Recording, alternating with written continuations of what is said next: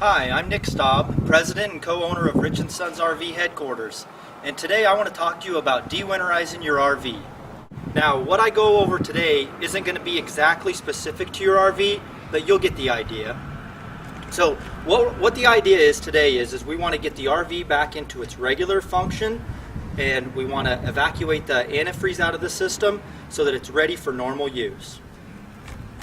So the first thing that I'm going to do is I'm going to go ahead and get to where the all-in-one system is. The first thing that I'm going to do is we're going to want to locate where we fill the water tank. Now, there's multiple ways that a person can de-winterize a tank. I'm going to show you the preferred way, which is actually filling your water tank and de-winterizing it that way.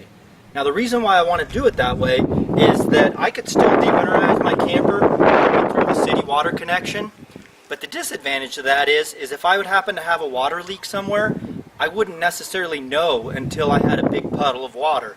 By going through this way, this is the safest way to be able to do it, because then if I do have a water leak, my water pump will surge. So we're going to go ahead and fill the water tank and start the process.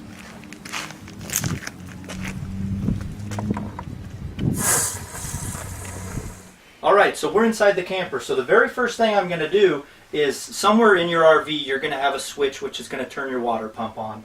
This happens to be right here in a all-in-one station. So I'm going to go ahead and turn the water pump on. So now I'm going to be sucking water out of the tank that we just filled.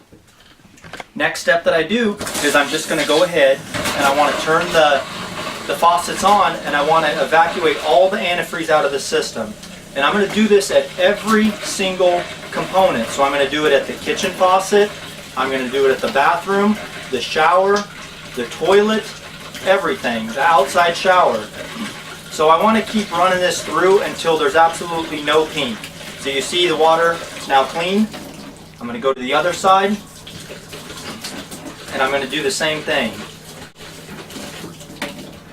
Alright, so we've went ahead and got all of the water through the water system. So right now, as it sets, all the antifreeze is out of my faucets and all my water lines. So now we're going to go ahead and find the water heater, and we're going to do the next step there. So here's my water heater. Now, when this camper was winterized, the water heater was bypassed, and the drain plug was removed so that there is no water in the water heater. Now, this is a Suburban which uses an anode rod. Now, this is a perfect opportunity where you want to look at the anode rod and make sure that it's in good condition. This actually saves the condition of your tank. So if this anode rod is eaten down to the rod that's in the middle, replace it. This one's still in good shape, so we're going to go ahead and put this back in. Now, I'm going to need an 1 1/16 socket to go ahead and put this back in.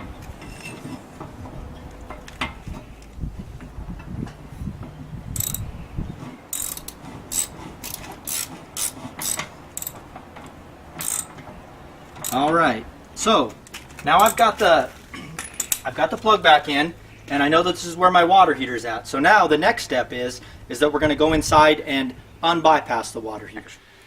So I found the back side of the water heater, and this one happened to be directly underneath the stove. I just removed a little access panel because I only have to do this once in the wintertime and once in the summertime. So on the back side, this happens to be a 1-valve system. So what I'm going to do is I'm going to actually turn this valve, and what that valve is going to do is it's going to let water go into my water heater and then be able to go out, so my system is being used properly. Now, some of these systems will be a 2-valve system, so you'll have a valve here and you'll have a valve here. Whatever system you have, the point is you need to get your valves turned so that water is going into your water heater. Now, one of the ways that I can make sure that water's into my water heater is as soon as I do this, I can go ahead and turn my water pump back on, and I go ahead and turn the hot side of my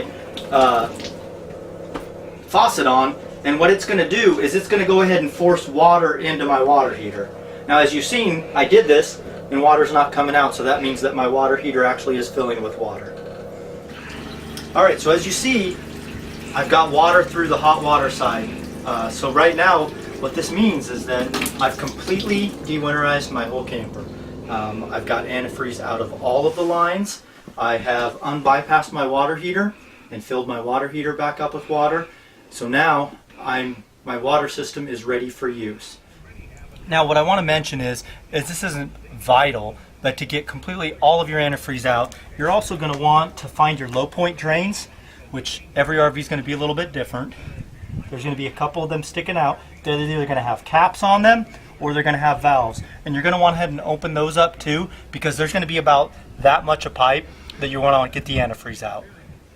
Now, I just got completed showing you how to de-winterize an RV. Now, the one thing that is difficult is every single RV is custom. The valves are in different places, the low point drains are in different places, the bypasses are different. So what I really wanted to do is I wanted to take in a moment just to show you a couple of different options that maybe your RV has, which might aid you in locating the items that you need to locate so that you can get your camper properly de-winterized.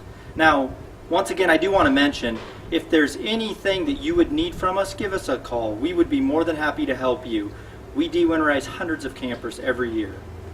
Now, on this particular RV, this has what they call an all-in-one station. So, you see, everything is right here on this camper.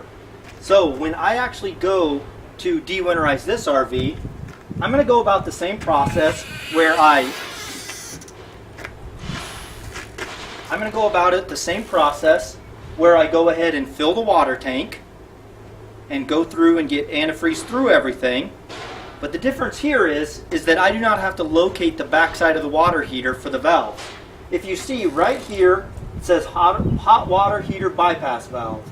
So I'm able to move it from bypass to normal function. Alright, what we're looking at here is an all-in-one station on a Montana product that we carry. Now this is a very easy system to de-winterize because everything is all right here. Now the first thing that I'm going to point out is, just like before when we had to fill the water tank, this one, what we're going to do is we're actually going to hook our hose up to the connection. That's the way that the Montanas fill. And then what I'm going to do is, it says the tank fill power fresh. So I'm going to go ahead and turn it to here, and then that's going to allow me to get water into the tank. Then once I go ahead and get the tank as full as I need it to be, then I'll go ahead and move that valve to normal flow. Now, this next valve that I see, it says winterize on and off. So when I want to go ahead and use the camper for its regular use, I'm going to actually have the winterize side off. When it's time to winterize it, I'm actually going to turn it to the on side. So we're wanting to get it de-winterized, so we're going to leave it in the off position. The last thing on this Montana is the water heater bypass. So when I'm actually winterizing the RV, I'm going to actually turn the water heater bypass on, which is going to go ahead and keep water from getting into the water tank like we talked about. Now, since we're de-winterizing it right now, I'm going to go ahead and turn it off. And what that means, it's kind of confusing, but that means the bypass is off, water is going into my water heater, and I'm ready to start enjoying using my Montana. The last thing I do want to point out is I mentioned the low point drains. What's kind of nice about the Montana is, if you see, the low point drains are right here. I don't have to lean underneath the camper. I don't have to crawl around to try to find taps. The valves are both right here. Now the last system I want to show you happens to be on an open range product. Now if you look at it, it's actually got 4 separate labels that walk you through.